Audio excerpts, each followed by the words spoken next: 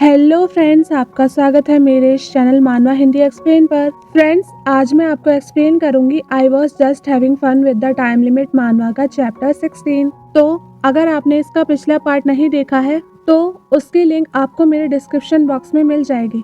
अब बिना किसी देरी के चलिए शुरू करते हैं इस मानवा की आगे की कहानी को।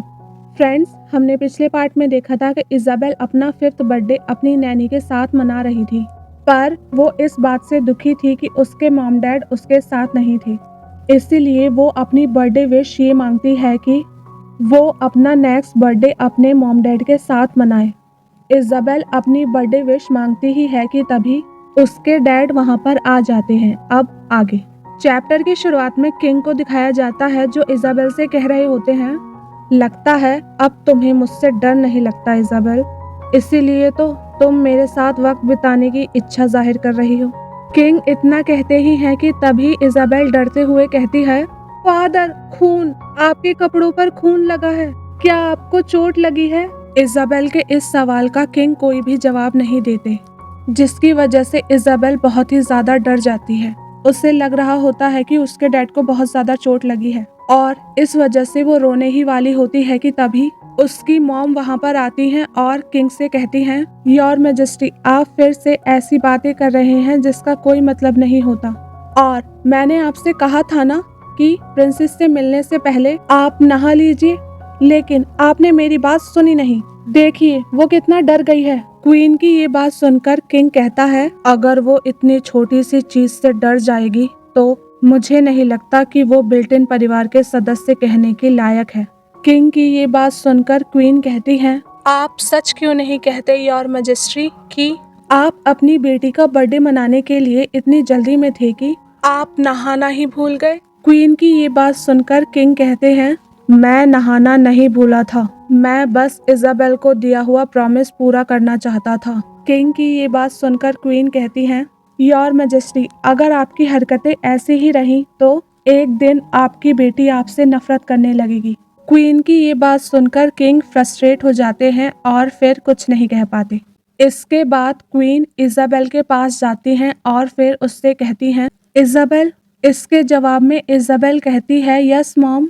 इजाबेल की आवाज़ सुनकर क्वीन उसे गले से लगा लेती हैं और फिर उससे कहती हैं, तुम्हें तुम्हारे 5वें जन्मदिन की हार्दिक शुभकामनाएं इजाबेल। मॉम तुमसे माफ़ी मांगती है इजाबेल, लेट आने के लिए। ये सुनकर इजाबेल जोर जोर से रोने लगती है और ये देखकर उसकी मॉम कहती हैं, ओ गॉड, तो मेरी बेटी को रोना आता है।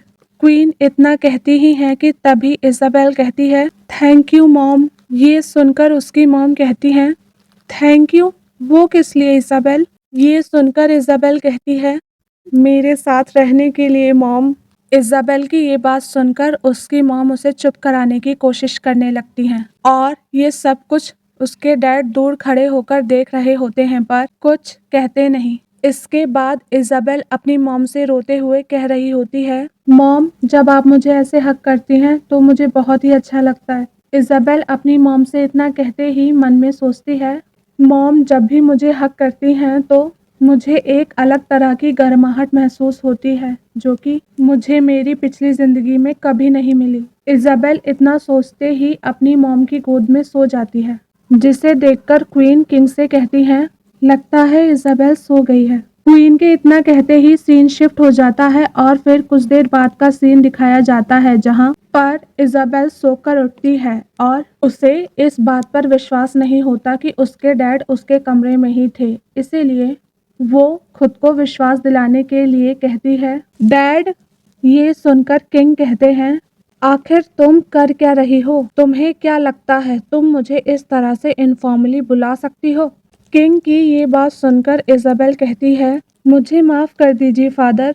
ये सुनकर किंग को अच्छा नहीं लगता, इसीलिए वो इजाबेल से कहता है, फॉर्मेलिटी एक ऐसी चीज है जो कभी भी दिखाई और छुपाई जा सकती है। किंग की ये बात सुनकर इजाबेल भागकर उनके पास आती है और उनसे कहती है, तो अगर हमारे आसपास कोई ना हो तो क्या मैं आपको डैड बुला सकती हूँ? ये सुनकर किंग कहते हैं, अगर तुम्हारी इतनी ही इच्छा है तो तुम मुझे डैड बुला सकती हो। किंग की ये बात सुनकर इजाबेल कहती है, पर मैं तो अब 5 साल की हो चुकी हूँ। एक प्रिंसेस के लिए उसकी शान और उसकी छवि सबसे ऊपर होती है ना। इज़ाबेल की ये बात सुनकर किंग उसके सिर पर हाथ रखता है और फिर उससे कहता है, 5 साल का इंसान भी एक बच्चा ही होता है इज़ाबेल, और तुम्हें ये याद नहीं कि कल तुम कितना रो रही थी। अपने डैड की ये बात सुनकर इज़ाबेल एम्बैरेस हो जाती है और फिर अपने डैड से कहती है कि डैड, क्या आपको पता है?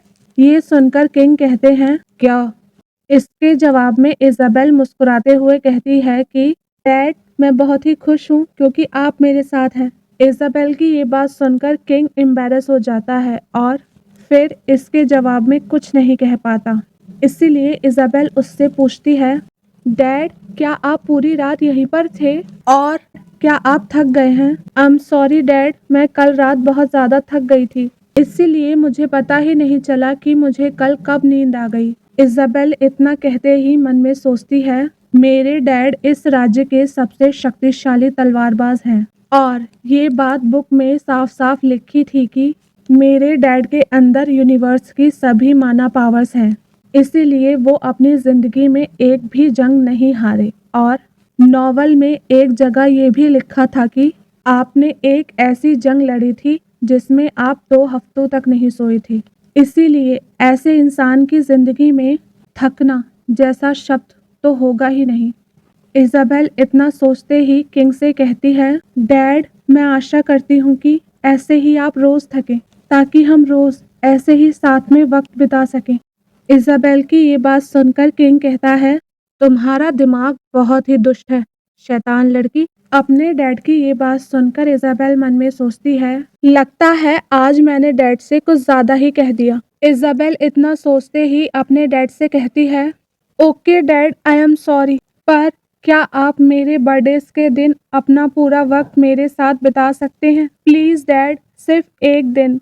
क्या आप मेरे लिए 1 साल में 1 दिन के लिए भी नहीं थक सकते? प्लीज़ डैड, इसके लिए मना मत कीजिएगा क्योंकि अब ऐसा सिर्फ 16 बार ही हो सकता है। इज़ाबेल की ये बात सुनकर किंग शॉक हो जाते हैं और फिर कुछ भी नहीं कहते। इसके बाद इज़ाबेल अपने डैड को देखती है और फिर मन में सोचती है, किसी वजह से डैड का मूड अचानक खराब हो गया है। लगता है मैंने डैड को कुछ ज़्यादा ही परेशान कर दिया। इज़ाबेल इतना सोचते ही अपने डैड से कहती है, क्या आप नाराज़ हो? आई एम सॉरी डैड, क्या 16 बार बहुत ज़्यादा है? इज़ाबेल के इतना कहते ही उसके डैड सोफ़ा से उठने लगते हैं और फिर उससे कहते हैं, लगता है मुझे कैरन से कहना होगा कि वो तुम्हें एक बार फिर से मैथ्स सिखाए, और ऐसा इसलिए क्योंकि मैंने कभी भी 16 जितना छोटा नंबर आज से पहले नहीं देखा। किंग की ये बात सुनकर इज़ाबेल उन्हें सरप्राइज होते हुए देखती है कि तभी किंग इज़ाबेल से कहते हैं, क्या तुमने ये नहीं सीखा कि 16, यहाँ तक कि 17 और 18 ये सभी बहुत ही छोटे नंबर होते हैं? इज़ाबेल, तुम आखिरकार कैरन से सीख क्या रही हो? इतना कहते ही किंग इज़ाबेल के सिर पर हाथ रखता है और फिर उससे कहता है, तुम्हारे बारे में सिर्फ सोचकर ही मुझे थकान होने लगती है। जब मैं तुम्हें देखता हूँ तब मुझे थकान होती है। जब मैं तुम्हारा हाथ पकड़ता हूँ तब मुझे थकान होती है। जब मैं तुम्हें हक करता हूँ तब मुझे थकान होती है। किंग इतना इज़ाबेल से कहते ही मन में सोचता है कि इस दुनिया में इतने बड़े बड़े नंबर होने के बावजूद भी ये सोचना कि तुम्हारे पास सिर्फ 16 साल बच्चे हैं, ये सोचकर ही मुझे थकान होने लगती है इज़ाबेल। किंग इतना सोचते ही इज़ाबेल से कहता है, मैं थक गया हूँ ये सोचकर कि ये समय जो कभी मुझे बेकार लगता था, पता नहीं क्यों, पर अचानक से मुझे ये समय बहुत ही कीमती लगने लग गया है। किंग इसके बाद कहता है, कोई भी नई चीज़ सीखने पर मैं बहुत थक जाता हूँ, इसीलिए सिर्फ तुम्हारे लिए अब से मैं सिर्फ 16 बार नहीं 1000 बार थकूंगा। अपने डैड की इन बातों को सुनकर इज़ाबेल रोने लगती है। इसके बाद कुछ देर बाद का सीन दिखाया जाता है जहाँ पर इज़ाबेल शांत हो गई थी और अपने डैड से कह रही थी, डैड, आज मैं कुछ ज़्यादा ही रोई, इसीलिए देखिए मेरी आंखें सूज गई हैं। डैड, मैंने सुना है जो ज़्यादा रोते हैं वो बहुत ही बेवकूफ़ होते हैं, इज़ाबेल की ये बात सुनकर किंग उसके आंसुओं को पोंछता है और फिर उससे कहता है, नहीं इज़ाबेल, तुम बहुत ही स्मार्ट हो और ये सभी बातें जो तुम कह रही हो ये सब झूठ है। किंग की ये बात सुनकर इज़ाबेल कहती है, वैसे डैड मॉम कहाँ पर हैं? ये सुनकर किंग जवाब देता है, वो किसी इम्पोर्टेंट मीटिंग के लिए ड्यूक रॉथस्चाइल्ड के घर गई हैं। किंग इतना कहते ही वहां से जाने लगता है कि तभी इज़ाबेल किंग से पूछती है, डैड क्या आप भी कहीं पर जा रहे हैं? ये सुनकर किंग कहता है, हाँ मैं भी कहीं जा रहा हूँ। किंग की ये बात सुनकर इज़ाबेल पूछती है, डैड आप कहाँ जा रहे हैं? ये सुनकर किंग अपना हाथ इज़ाबेल की ओर बढ़ाता है और फिर इज़ाबेल से कहता है, हम एरेना पैलेस जा रहे हैं क्योंकि आज से तुम वहां रहोगी, इसीलिए मैं आज तुम्हें वहां पर छोड़कर आऊंगा। ये सुनकर इज़ाबेल अपना हाथ किंग के हाथ पर रखती है और फिर किंग से कहती है, क्या सचमुच आप मुझे वहां पर छोड़ने जाएंगे? इज़ाबेल की ये बात सुनकर किंग कहता है, एक बात को दोबारा कहना, ये एक ऐसी चीज है जो मुझे बिल्कुल पसंद नहीं इज़ाबेल। किंग की ये बात सुनकर इज़ाबेल मुस्कुराते हुए कहती है, मैं आज बहुत ही खुश हूँ डैड।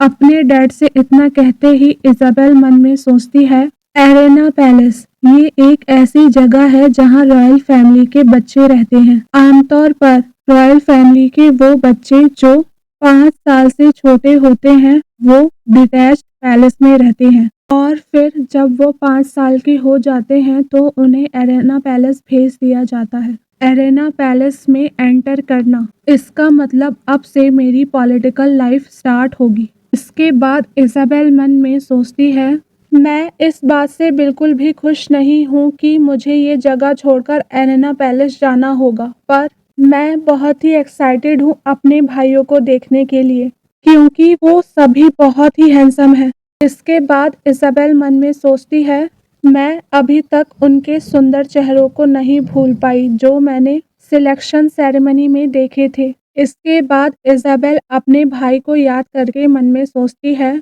सोचने पर मुझे याद आता है कि अभी एरेना पैलेस में सिर्फ मेरा तीसरा भाई मिखाएल रहता है क्योंकि मेरे और 2 भाई सक्सेसर ट्रेनिंग के लिए यहाँ से बाहर गए हैं। इसीलिए मुझे इस बारे में ज्यादा नहीं सोचना चाहिए और अपने तीसरे भाई को अपनी साइड लाने का प्लान बनाना चाहिए। इज़ाबेल इतना सोच ही रही थी कि तभी उसके डैड कहते हैं, तुम आखिर इतनी देर से क्या सोच रही हो, जल्दी चलो। ये सुनकर इज़ाबेल कहती है, ओके डैड। इज़ाबेल इतना कहते ही मुस्कुराते हुए अपने डैड का हाथ पकड़कर एरेना पैलेस की ओर जाते हुए मन में सोचती है कि बिल्ट-इन एम्पायर की 500 साल की हिस्ट्री में ऐसा पहली बार हुआ है कि रॉयल पैलेस के किसी भी प्रिंस या प्रिंसेस को एम्पीरियर खुद एरेना पैलेस में छोड़ने जा रहे हों। इसी के साथ हमारा ये चैप्टर यहीं पर ख़त्म होता है।